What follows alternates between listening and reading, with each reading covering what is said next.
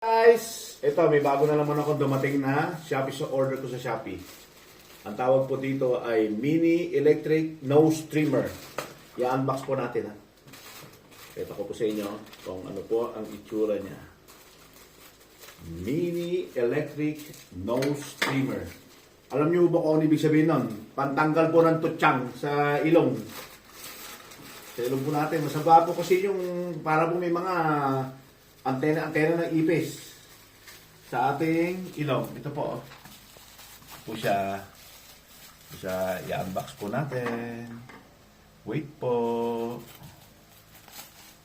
Wait po. Tingnan niyo po siya. Tingnan po niya. Ayan po siya. Mini Electric Nose Trimmer. Gusto po natin. Wait po. Ganda po ito eh. Kagandahan po nito, kahit saan po kayo pumunta, ligay nyo lang sa bag nyo, magagamit nyo na. Kasi, mini nga eh, dahil maliit. Ito po kagandahan nito.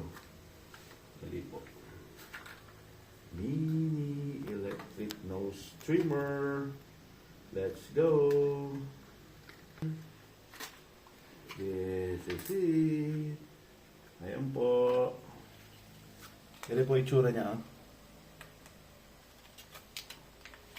Ayan po siya. Napakaliit lang po siya. Napakaliit.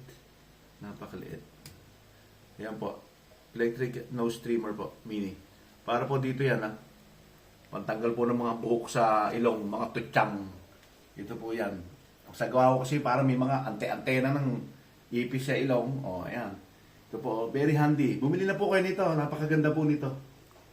Salamat po.